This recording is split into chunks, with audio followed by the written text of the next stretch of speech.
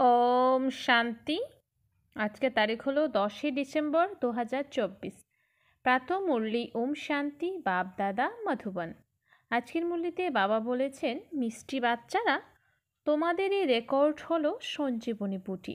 এটা বাজালেই তোমাদের মূর্ছিত ভাব কেটে যাবে। প্রশ্ন: স্থিতি বিগড়ে যাওয়ার কারণ কি? কোন যুক্তিতে অবস্থা খুব ভালো থাকতে পারে? উত্তর: জ্ঞানের ডান্স করে না, পরচিন্তন পরদর্শনে নিজের সময় নষ্ট করে, এই জন্য অবস্থা স্থিতি খারাপ হয়ে যায়। দুই অপরকে দুঃখ দেয়, তাই তার প্রভাব নিজের স্থিতির উপরেও এসে পড়ে। স্থিতি ভালো তখন থাকবে যখন আচার আচরণে মিষ্টি হয়ে থাকবে, স্মরণের উপরে সম্পূর্ণ মনোসংযোগ থাকবে। রাতে শোয়ার আগে কমপক্ষে 8 ঘন্টা স্মরণের যাত্রায় বসতে হবে। আবার অমৃতবেলায় উঠে স্মরণ করলে নিজের স্থিতি খুব ভালো থাকবে। গীত বলেছেন বাবা, কে এসেছে আমার মনের দ্বারে। ওম শান্তি। এই গীতও বাবা তৈরি করিয়েছেন বাচ্চাদের জন্য। এর অর্থ বাচ্চারা ভিন্ন, অন্য কেউ জানতে পারে না। বাবা অনেকবার বুঝিয়েছেন যে এই রকম ভালো ভালো রেকর্ড ঘরে রেখে দিতে হবে। যদি কখনো কোনো কারণ স্থিতি খারাপ হয়ে যায়, বাবা বলছেন, যদি কখনো কোনো কারণে স্থিতি খারাপ হয়ে যায়, তখন এইসব রেকর্ড বাজালে বুদ্ধিতে এর অর্থ স্মরণে এসে যাবে, আর তখন এই মূর্ছিত ভাব কেটে যাবে। এই রেকর্ড হলো সঞ্জীবনী বুটি। বাবা ডাইরেকশন তো সবাইকে দেন, কিন্তু খুব কম সংখ্যকেই তাতে কাজে লাগায়। তাকে খুব কম সংখ্যকে আছে যে কাজে লাগায়। এখন এই গীতটিকে বলছে যে তোমাদের সকলের হৃদয়ে কে এসেছেন, যে এসে জ্ঞান ডান্স করে। তারা বলে যে গোপিকারা কৃষ্ণকে নৃত্য করাতেন, কিন্তু এটা তো হয় না। এখন বাবা বলেছেন, হে শালগ্রাম বাচ্চারা, সবাইকে বলেন, তাই না, স্কুল মানে স্কুল, যেখানে পড়াশোনা হয়, এটাও হলো স্কুল। তোমরা বাচ্চারা জেনে গেছো যে আমাদের হৃদয়ে কার স্মরণ আসে। অন্য কোনো মানুষের বুদ্ধিতে এসব কথা আসে না। কেবলমাত্র এই সময়তেই তোমাদের বাচ্চাদের বুদ্ধিতে তার স্মরণ থাকে, আর অন্যরা কেউ তাকে স্মরণ করে না। বাবা বলেন যে তোমরা রোজ আমাকে স্মরণ করো, তাহলে ধারণা খুব ভালো হবে। যেরকম আমি ডাইরেকশন দিই সেরকম ভাবে তোমরা আমাকে স্মরণ করো না। মায়া তোমাদেরকে স্মরণ করতে দেয় না। আমার শ্রীমতে তোমরা খুব কম সংখ্যকই চলো, আর মায়ার কথাতে অনেকে চলে। বাবা অনেকবার বলেছেন যে রাতে শোয়ার আগে আধা ঘন্টা বাবার স্মরণে বসা উচিত। সে যদি স্ত্রী পুরুষ একসঙ্গে বসেই বা আলাদা বসো, বুদ্ধিতে এক বাবা আর ওই স্মরণ থাকবে। কিন্তু বিরলই কেউ কেউ স্মরণ করে মায়া ভুলিয়ে দেয়। শ্রীমতে না চললে পথ পাবে কি করে? বাবাকে অনেক স্মরণ করতে হবে। শিব বাবা, তুমি হলে আত্মাদের বাবা। সবাই তোমার থেকে উত্তরাধিকার প্রাপ্ত করে। যে পুরুষার্থ করে না সে উত্তরাধিকার প্রাপ্ত করবে। ব্রহ্মাণ্ডের মালিক তো সবাই হবে। সকল আত্মারা নির্বাণ ধামে আসবে ড্রামা অনুসারে। কিছু না করেও আধাকল্প যদিও ভক্তি করে, কিন্তু ফিরে কেউ যেতে পারে না যতক্ষণ আমি পথ প্রদর্শক হয়ে না আসি। কেউ রাস্তা তো দেখেনি, আর যদি দেখতো তাহলে তো তার পেছনে সবাই মশার ঝাঁকের মতো ছুটে যেত। মূল বতন কি এটাও কেউ জানে না। কেবলমাত্র তোমরাই জানো যে এটা হলো পূর্ব নির্মিত ড্রামা। এটাকে রিপিট করতে হবে। এখন দিনের বেলায় তো কর্মযোগী হয়ে জীবিকা নির্বাহ করতে হবে। রান্না বান্না করা ইত্যাদি সবই হলো কর্ম করা। বাস্তবে কর্মসন্ন্যাস বলাও হলো রং। কর্ম ছাড়া তো কেউ থাকতে পারে না। কর্মসন্ন্যাসী মিথ্যা নাম রেখে দেয়। তাই দিনে যার যা জীবিকা তা করো, কিন্তু রাতে শোয়ার আগে এবং সকালে ঘুম থেকে উঠে বাবাকে ভালোভাবে স্মরণ করো। যাকে এখন আপন করেছো তাকে স্মরণ করলে তার সহায়তা অবশ্যই প্রাপ্ত করতে পারবে, আর না করলে পাবে না। ধনী ব্যক্তিদের তো বাবার বাচ্চা হতেই হৃদয় বিদীর্ণ হয়ে যায়, তাই তাদের পদও প্রাপ্ত হয় না। এই স্মরণ করা তো খুবই সহজ। তিনি আমাদের বাবা, শিক্ষক এবং সদ্গুরু। আমাদেরকে সমগ্র বিশ্বের রহস্য বুঝিয়েছেন। এই ওয়ার্ল্ডের হিস্ট্রি জিওগ্রাফি কিভাবে রিপিট হয়ে থাকে। বাবাকে স্মরণ করতে হবে, আর সুদর্শন চক্র ফিরিয়ে নিয়ে যাওয়ার জন্য এক শিব বাবাই আছেন, এরকম এরকম চিন্তনে থাকতে হবে। রাতে শোয়ার সময় এই জ্ঞান চিন্তন করতে হবে, সকালে ঘুম থেকে উঠেই যেন এই জ্ঞান স্মরণে আসে।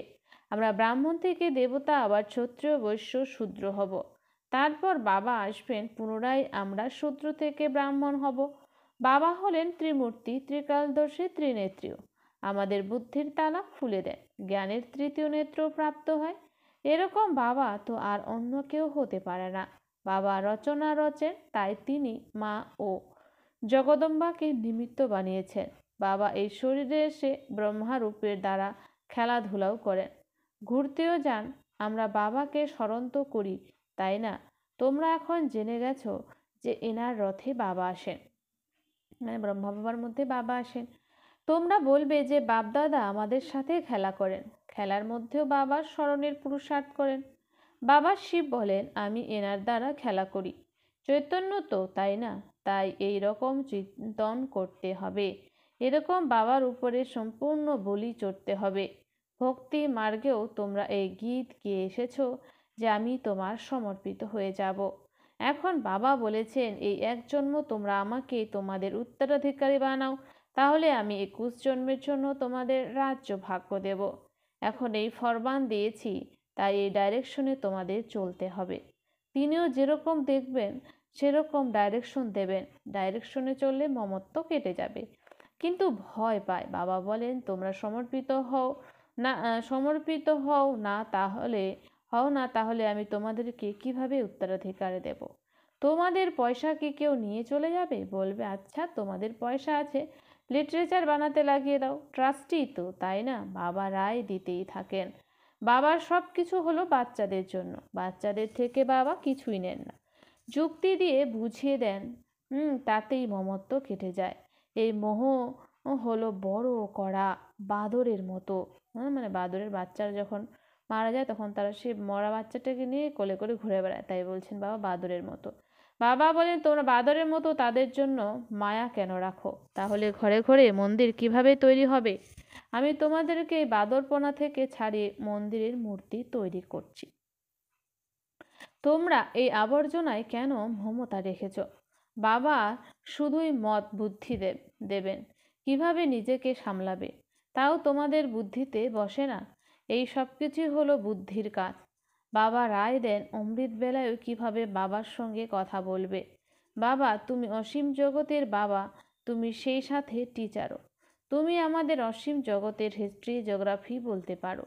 লক্ষ্মীনারায়ণের 84 জন্মের কাহিনী এই দুনিয়াতে আর কেউ জানে না। জগদম্বাকে মাতা পিতাও বলা হয়। তিনি কে? সত্যযুগে তো হতে পারেন না। সেখানকার মহারানী মহারাজা তো হলেন লক্ষ্মীনারায়ণ। তাদের নিজের বাচ্চারাই সিংহাসনের অধিকারী হবে। আমরা কিভাবে তাদের বাচ্চা হতে পারবো যে সিংহাসনে বসবো? এখন আমরা জেনেছি যে এই জগদম্বা হলেন ব্রাহ্মণী আছে, ব্রহ্মার কন্যা সরস্বতী। মানুষ এইসব রহস্য জানে নাকি? রাতে শোয়ার আগে বাবার স্মরণে বসায় এই নিয়ম রাখো, তাহলে খুবই ভালো হবে। নিয়ম বানালে তোমাদের খুশির পারদ ঊর্ধ্বে থাকবে, তখন আর কোনো কষ্ট থাকবে না। তোমরা বলবে এক যে আমরা হলাম এক বাবার সন্তান, আমরা হলাম ভাই বোন। এরপরও নোংরা দৃষ্টি রাখা ক্রিমিনাল অপরাধমূলক কর্ম হয়ে যাবে।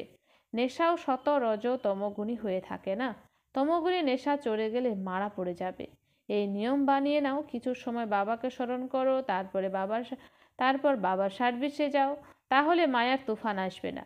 সেই নেশা দিনভর চলবে, আর স্থিতি বড়ই রিফাইন হয়ে যাবে। যোগের ক্ষেত্রেও লাইন ক্লিয়ার হয়ে যাবে। খুব ভালো ভালো কিছু রেকর্ডও আছে, সেসব শুনতে থাকলে তো নাচতে শুরু করে দেবে, রিফ্রেশ হয়ে যাবে।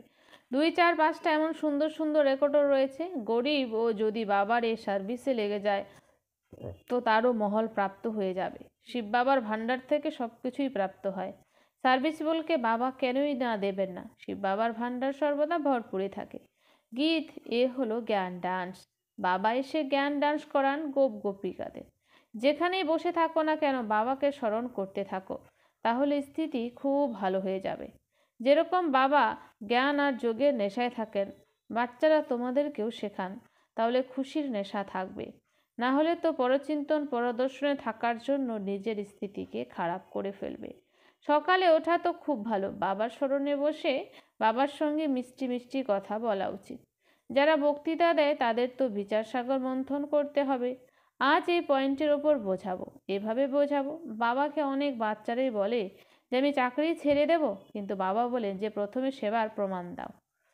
সেবার প্রমাণ দাও তারপর। বাবা তো স্মরণের যুক্তি খুব সুন্দর বলে দিয়েছেন, কিন্তু কোটির মধ্যে কয়েকজনই বেরোবে যাদের এই অভ্যাস থাকবে। কারোর তো আবার খুব কম জনেরই স্মরণ থাকে। তোমাদের কুমারীদের নাম তো খুব গৌরবান্বিত হয়ে আছে, কুমারীদের সবাই পায়ে ধরে। তোমরা 21 জন্মের জন্য ভারতকে স্বরাজ্য প্রদান করে থাকো। তোমাদের স্মরণিক হলো মন্দির। ব্রহ্মাকুমার কুমারীদের নামও প্রখ্যাত হয়ে গেছে, তাই না? কুমারী সেই যে কুশকুলের উদ্ধার করে, তো সেই অর্থও তো বুঝতে হবে। তোমরা বাচ্চারা জানো যে এ হলো 5000 বছরের ড্রামা। যা কিছু অতীত হয়ে গেছে সেটাই ড্রামা। ভুল হলেও তা ড্রামা। ভবিষ্যতের জন্য নিজের রেজিস্টারকে সর্বদা ঠিক রাখতে হবে, পুনরায় যেন রেজিস্টার খারাপ না হয়ে যায়। খুব বড় পরিশ্রম হয়েছে, তবেই তো এত উঁচু পদ প্রাপ্ত হবে। বাবার হয়ে গেছো, তাহলে বাবা উত্তরাধিকারও প্রদান করবে। সতীন পুত্রকে কি কখন উত্তরাধিকার প্রদান করবেন নাকি? সহায়তা করা হো বাবার দায়িত্ব। যে সেন্সিবল সে প্রত্যেক কথা দিয়ে সাহায্য করবে। বাবা দেখো কতখানি সহায় হন। সাহসী বাচ্চার জন্য সাহায্যকারী স্বয়ং ভগবান হিম্মতে বচ্চে মদদে বাপ। মায়ার উপরে বিজয় পাওয়ার জন্য অনেক শক্তির প্রয়োজন হয়। একমাত্র আত্মিক বাবাকে স্মরণ করতে হবে, অন্য সব সঙ্গ ত্যাগ করে এক সঙ্গ জুড়তে হবে। বাবা হলেন জ্ঞানের সাগর।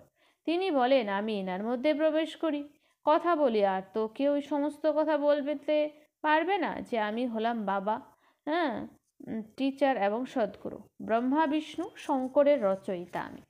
এই সমস্ত কথাগুলো এখন তোমরা বাচ্চারাই বুঝতে পারো। আচ্ছা, মিষ্টি মিষ্টি হারানিদে বাচ্চাদের প্রতি মাতা পিতা বাপ দাদার স্মরণেই স্নেহ সুমন আর সুপ্রভাত।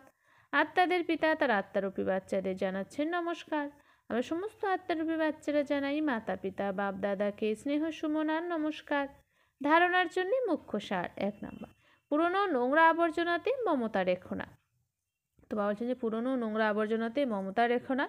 বাবার ডাইরেকশনে চলে নিজের আসক্তিকে দূর করতে হবে, ট্রাস্টি হয়ে থাকতে হবে। 2, এই অন্তিম জন্মে ভগবানকে নিজের ওয়ারিস উত্তরাধিকারী বানিয়ে তার উপর সমর্পিত হয়ে যেতে হবে। তো বলছেন যে এই অন্তিম জন্মে ভগবানকে নিজের ওয়ারিস মানে উত্তরাধিকারী বানিয়ে তার উপর সমর্পিত হয়ে যেতে হবে, তবে 21 জন্মের রাজ্যভাগ্য প্রাপ্ত হবে। বাবাকে স্মরণ করে সার্ভিস করতে হবে, নেশায় থাকতে হবে, রেজিস্টার যাতে কখনো খারাপ না হয় সেই দিকে সতর্ক থাকতে হবে। বরদান, প্রত্যক্ষ ফল দ্বারা অতীন্দ্র সুখের অনুভূতি করে থাকা নিঃস্বার্থ সেবাধারী ভব। প্রত্যক্ষ ফল দ্বারা অতীন্দ্র সুখের অনুভূতি করে থাকা নিঃস্বার্থ সেবাধারী ভব। স্পষ্টীকরণ, সত্যযুগের সঙ্গমের কর্মফল প্রাপ্ত হয়, কিন্তু এখানে বাবার বাচ্চা হওয়ার কারণে প্রত্যক্ষ ফল উত্তরাধিকারের রূপে প্রাপ্ত হয়। তো বলছেন যে সত্যযুগের সঙ্গমের কর্মফল প্রাপ্ত হয়, কিন্তু এখানে বাবার বাচ্চা হওয়ার কারণে প্রত্যক্ষ ফল উত্তরাধিকারের রূপে প্রাপ্ত হয়। সেবা করলে আর সেবার সাথে সাথে খুশি প্রাপ্ত হলো। যারা স্মরণে থাকে নিঃস্বার্থ ভাবের দ্বারা সেবা করে তাদের সেবার প্রত্যক্ষ ফল অবশ্যই প্রাপ্ত হয়। প্রত্যক্ষ ফলে হলো তাজা ফল, যা এবার হেলদি বানিয়ে দেয়। যোগযুক্ত যথার্থ সেবার ফল হলো খুশি, অতীন্দ্র সুখ আর ডবল লাইটের অনুভূতি। স্লোগান, বিশেষ আত্মা হলো সে যার নিজের আচরণের দ্বারা আত্মিক রয়্যালটির ঝলক নেশার অনুভব করায়। বিশেষ আত্মা হলো সে যে নিজের আচরণের দ্বারা আত্মিক রয়্যালটির ঝলক আর নেশার অনুভব করায়। আচ্ছা, ওম শান্তি। ধন্যবাদ বাবা আজকের এই সুন্দর মিষ্টি মুরলির জন্য।